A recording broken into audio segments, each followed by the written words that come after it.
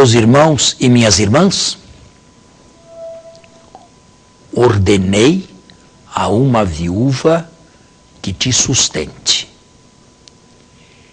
Esta é palavra de Deus dirigida a Elias, na sequência do texto. No capítulo 17, versículos 7 a 17, quando secada a torrente, Elias se dirigiu para Sidônia, na cidade de Sarepta. Lá ordenei a uma viúva que te sustente, lhe diz Deus. E aqui nós fazemos a primeira pausa para a nossa meditação. Esta afirmação é forte e ao mesmo tempo chocante. Nós poderíamos esperar que Deus dissesse: ordenei a uma pessoa de bem, ordenei a um rico, ordenei a uma pessoa de posses, que te deu sustentamento. Não, pelo contrário, ordenei a uma viúva. Desde já, as classes mais baixas e menos protegidas da sociedade bíblica eram as seguintes: as viúvas, os órfãos e os estrangeiros. Viúva, órfão e estrangeiro formam o tripé de classes sociais marginalizadas. Hoje, nós temos toda uma legislação trabalhista que cobre os direitos de todos os seres humanos, sobretudo direitos dos mais antigos, dos mais velhos, viúvos e viúvas. Nós temos pensões, nós temos aposentadorias, nós temos poupanças, mas no passado estas coisas não existiam. Morria-se muito cedo e, as mais das vezes, o marido ia por primeiro. Frequentemente, ele era arrolado no serviço militar e não voltava mais com vida. E algumas mulheres conheciam a viuvez muito cedo ainda na vida. A desgraça para aquela época era ainda pior se esta mulher possuísse filhos, porque nenhuma legislação da época acudia às suas necessidades como as necessidades de seus filhos. Ordenei a uma viúva que te sustente lá. O nosso Deus é o Deus dos valores invertidos. O que para este mundo não conta, conta aos olhos de Deus. Muito mais tarde, assim se expressará São Paulo na primeira carta aos Coríntios. O que nada vale, o que não presta, o que não conta, as coisas que não são, estas são as coisas que Deus escolheu para confundir os fortes, para confundir os sabichões, para confundir aqueles que, com o seu engenho e com a sua arte, imaginam ter a vida nas próprias mãos e fazer-lhe o giro completo de 360 graus. O nosso Deus é o Deus dos valores invertidos. E, de fato, na sequência do texto, em seu capítulo 17, será uma viúva pobre que Elias por primeiro encontrará quando tiver chegado a Sarepta, na Sidônia.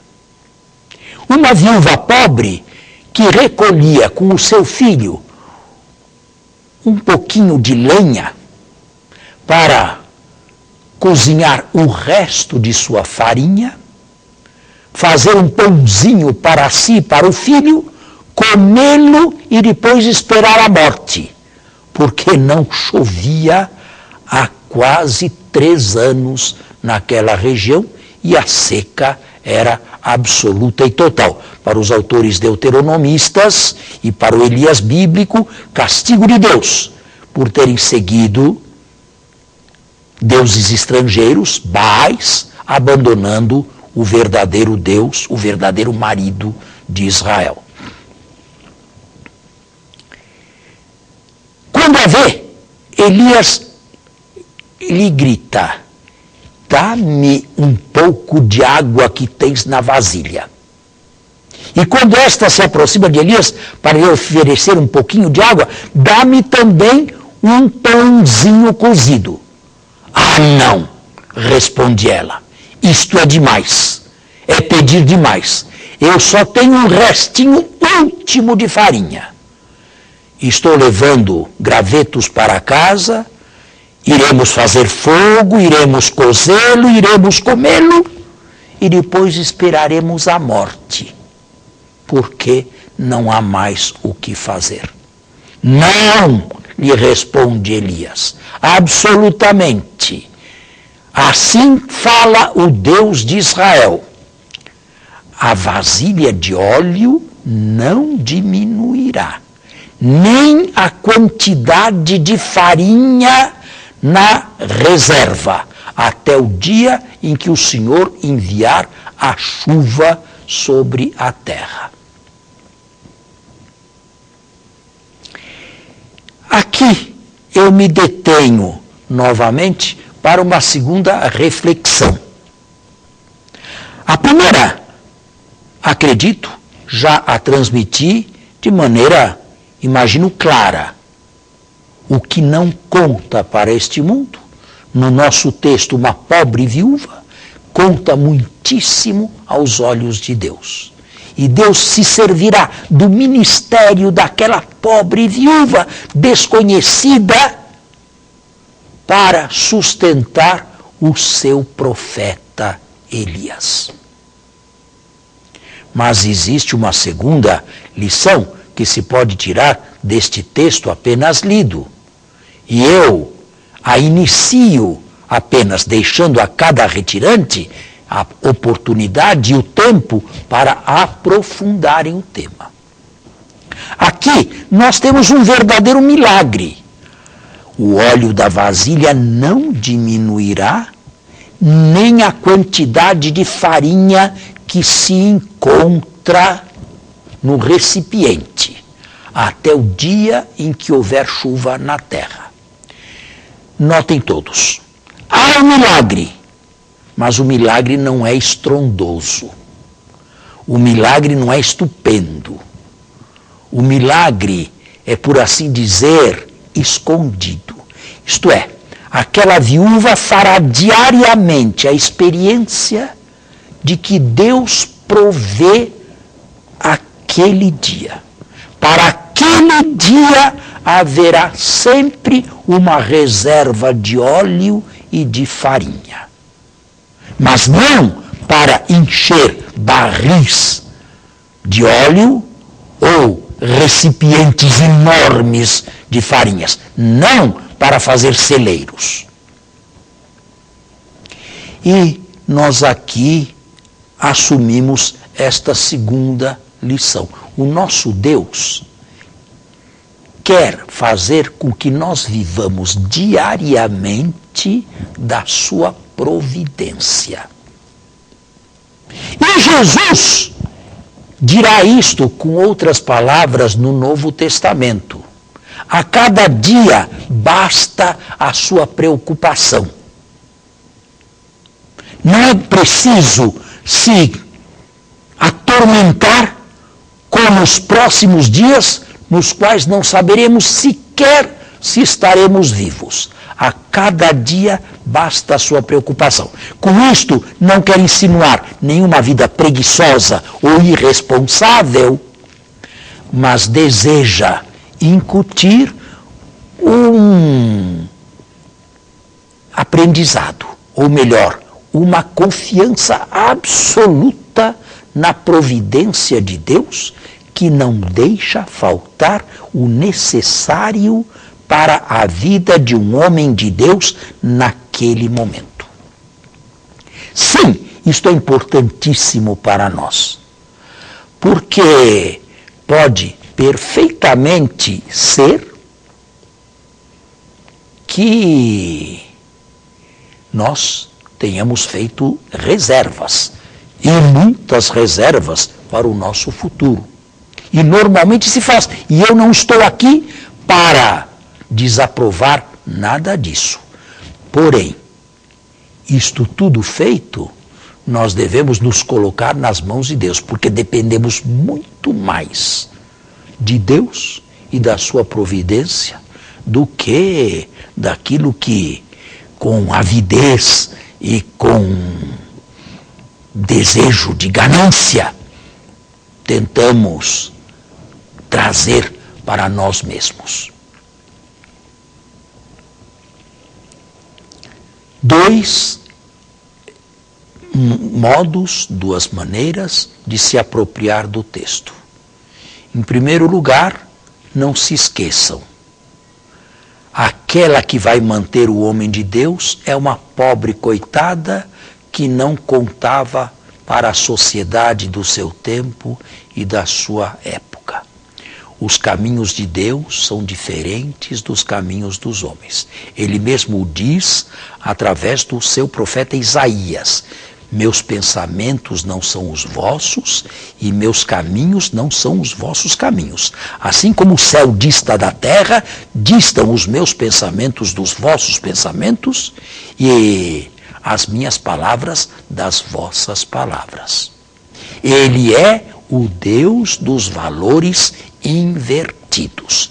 O que para o mundo não conta ou não vale nada é exatamente o que ele busca para si e para fazer as maravilhas que ele deseja. A segunda lição que pudemos tirar, também acredito, foi clara. O óleo não diminuirá, a farinha não acabará durante todo o período da seca. Mas aquela mulher é convidada a confiar cada dia na providência de Deus. Eu disse que Jesus assumiu para si este lema no seu evangelho. A cada dia basta a sua preocupação. Olhai as aves do céu, vede os pássaros dos campos. Não semeiam, não colhem, e, no entanto, não lhes falta o que comer. O que vem imediatamente censurado em nós, neste episódio, é a desconfiança na providência de Deus. É confiar mais em nós do que em Deus. É confiar mais nas nossas saídas, na nossa inteligência, na nossa capacidade de raciocínio e penetração, do que realmente confiar em Deus. Isto tudo gera o quê? Gera ansiedade. E viver na ansiedade é o contrário do se entregar nas mãos da providência. E viver na ansiedade é sinônimo de falta de fé. Sim, mais das vezes, a falta de fé não significa descrença, o ateísmo. As mais das vezes, falta de fé significa desconfiança de Deus. As mais das vezes, falta de fé significa ansiedade. Ansiedade que nos corrói por dentro e nos faz sofrer duplamente, porque não traz também a solução para os nossos problemas. Não, longe de nós vivermos uma vida irresponsável. E nem Jesus aponta este horizonte para os seus discípulos. E, no entanto, na tradição cristã e católica, quantas testemunhas, quantos santos e santas de Deus nos legaram o exemplo, exatamente o testemunho de pessoas que confiavam em Deus e viviam da confiança em Deus, sem se preocuparem excessivamente com elas próprias e com o dia de amanhã, que não lhes pertence ainda, pois pertence a Deus. Podemos enumerar alguns santos nessa direção? Eu pensaria em Santa Teresa de Jesus. Sabia ser ativa nas suas fundações, nos seus Carmelos, mas sabia também confiar na providência de Deus. Eu citaria o seu companheiro de reforma carmelitana, São João da Cruz. Eu citaria Santa Teresa do Menino Jesus. Eu citaria Santo Inácio de Loyola, obcecado em conhecer a vontade de Deus para si mesmo, e não em viver preocupado com o seu próprio futuro.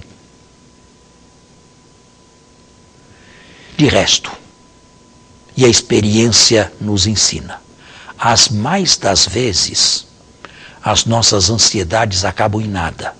Ou melhor, as coisas se processam de uma maneira bem diversa, bem diferente de como havíamos projetado no início. Quem nunca fez esta experiência na própria vida?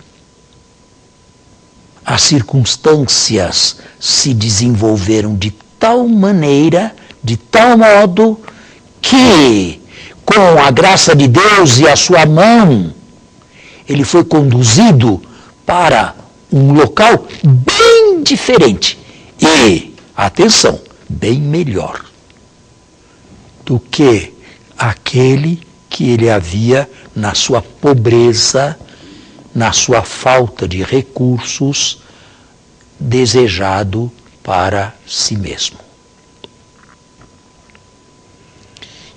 Aqueles dentre os retirantes que quiserem aprofundar este tema, podem encontrar no Saltério, isto é, no livro dos Salmos, salmos que apontem na direção da confiança irrestrita em Deus.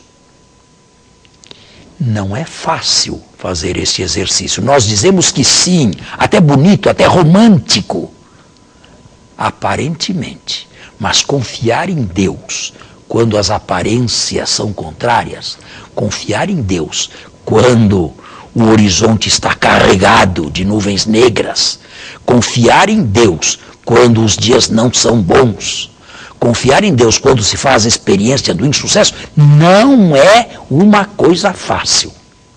Não é um exercício fácil.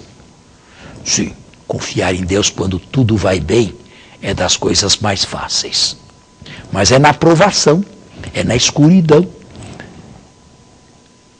nas trevas, que se prova a verdadeira confiança ou não nas mãos de Deus. Repito, não é fácil, mas é um exercício a que cedo ou tarde, na vida cristã, nós somos pessoalmente chamados. Sem nos esquecermos do seguinte: haverá um dia e uma hora, futura, mas incerta para cada um de nós, onde o último ato da nossa existência será um ato de confiança absoluta e irrestrita nas mãos de Deus. Nas vossas mãos entrego a minha vida, nas vossas mãos entrego o meu espírito. E nos vamos, sem saber para onde, sem saber como e sem saber exatamente como tudo se passará. Nas vossas mãos entrego a minha vida. Naquele dia, todos, sem nenhuma exceção, faremos de bom grado ou de mau grado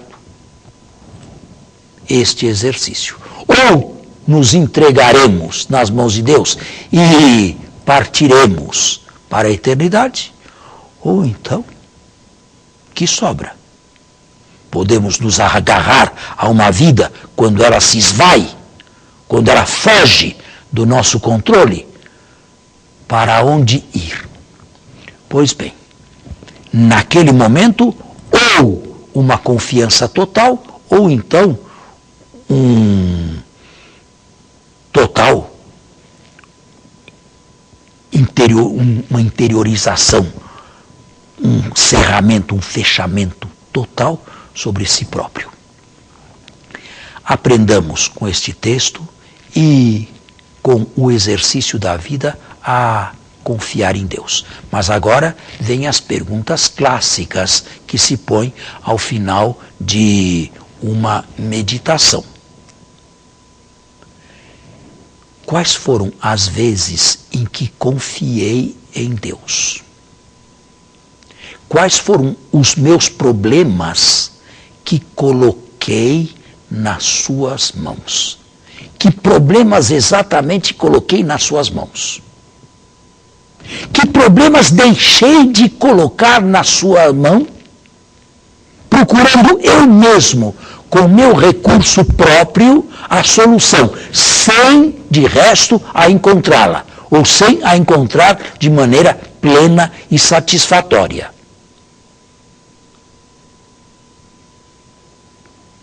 Não são perguntas que se respondam facilmente. Não são perguntas que mereçam um simples sim ou um simples não. Elas são delicadas demais para receberem um único advérbio como resposta sim ou não. É preciso cavar mais a fundo, é preciso ir mais a fundo, é preciso deixar que o Espírito nos mostre, a partir da nossa biografia, que é a vida transcorrida, quais os pontos em que confiamos e quais os pontos em que não confiamos. E mesmo assim, Deus nos conduziu, as mais das vezes, para onde não queríamos ir, de início, mas que, depois, feita a experiência, era o melhor para nós.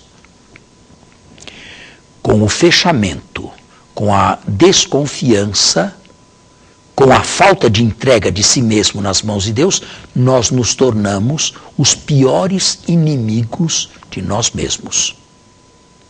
E esta frase final deve ser profundamente meditada e ponderada.